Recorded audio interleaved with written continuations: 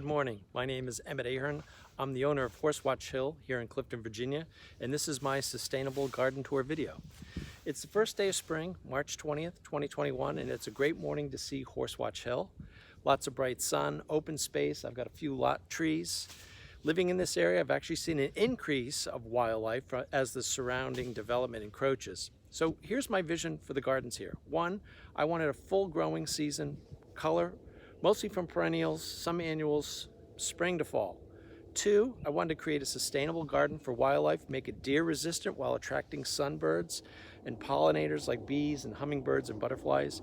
And three, enjoy my garden, make it low maintenance, low pesticide, no pesticide. So as we tour today, you're going to see the first pops of color. And also we're going to start with my unkept garden beds, perfect for winter seeding to keep the songbirds here. So let's go.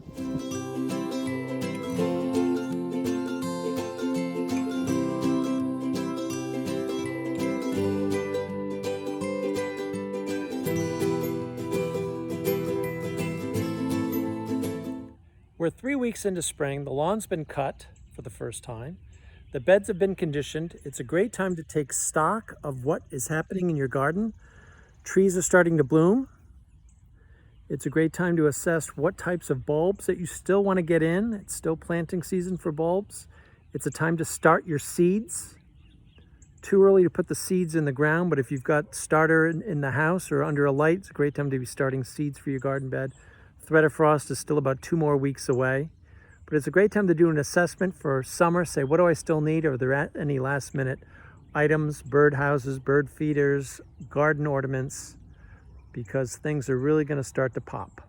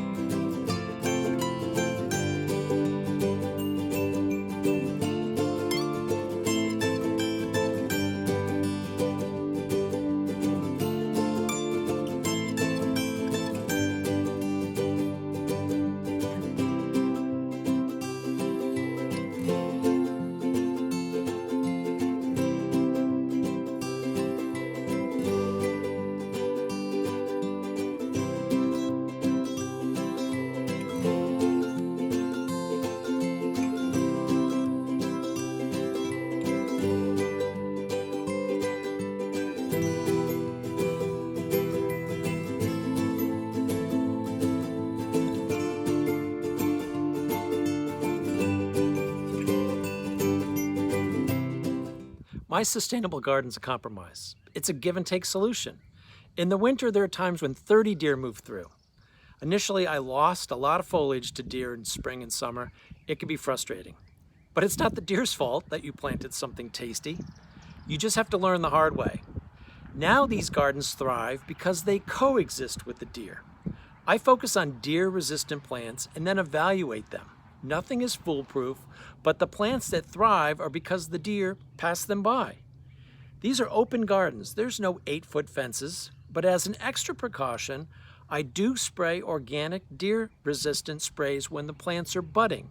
These are either egg or pepper-based sprays. Some people vouch that soap carvings like Irish Spring or leaving human hair in your garden will work. There's also the latest gadgets that include solar lights that mimic a coyote's eyes or motion detector sprinklers. I haven't tried them. The fact that the deer come through means that other wildlife does too. Enjoying a sustainable garden means that coyotes and fox and turkeys will roam through your gardens. The birds that I have include eagles and hawks, lots of songbirds, to the smallest of hummingbirds. Having a sustainable garden sustains wildlife. Having so many birds around is a natural bug repellent. I can sit on this patio most nights without a mosquito or gnat. I don't use pesticides, and that's fulfilling. These gardens are now more than a decade in the making. They're self-sustaining. I cut, divide, transplant with what works. Sometimes I experiment and add a new plant or two. For seasonal color, I suggest finding perennials that bloom at different times. It's easy to find those spring arrivals, but revisit your nurseries in midsummer and late summer. It's satisfying to have full color throughout the seasons to keep those pollinators and those birds happy. I tend to take pictures throughout the season. I compare what's growing to what should be moved to what should be filled in.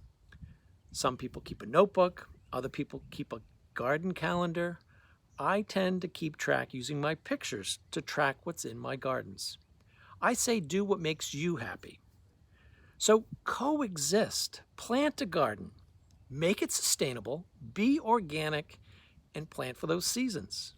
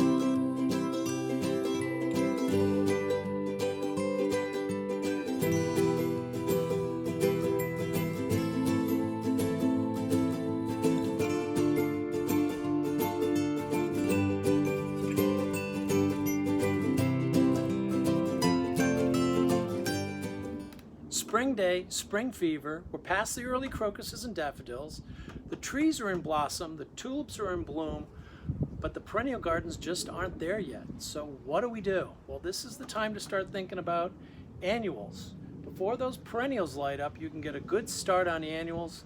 Annuals in tropicals come in a wide variety of ranges. The difference is perennials have a cheaper cost because you buy them once and they reflower. But annuals, which are perfect for containers and patios and decks, can be expensive because it's basically a one season and done. So let's start talking about why containers are easy. They work in small spaces, they have a huge punch of color, but beware, unlike perennials, that first time cost is going to get you. So let's go through some cost cutting tips. First, it's a great time to start things with seed. If you want to see a full cycle of a plant, start with seeds. So inexpensive, easy to start, easy to transplant. Next, find your inspiration. Whether you're on a walk through Occoquan, you're at somebody else's patio, you're going through a magazine, take a picture of something that you like. That's your inspiration when you go to the garden store and want to figure out what you want. So let's start with some colors. Great combinations, pinks and purples. Attracted to butterflies and birds, this is a great combination used very commonly. Deep purples and blues tend to recede in a garden by your eye, so great for a background color. And then you can get more sophisticated. You know, greens into purples go a long way, whether it's a ground cover or a signature plant. Greens and purples, very sophisticated. Next thing you want to look at is structure. This is a pre-potted plant, but notice it's got something low that's going to crawl. It's got something medium height, and then as there's tropicals, the summer heats up, this is really going to bloom and go tall. So low, medium, and high in a planter is a great way for structure. Another way to save cost is to look at your planting container. You can do a single container or you can use multiple containers. Just keep in mind the bigger the container, generally the heavier it's going to be.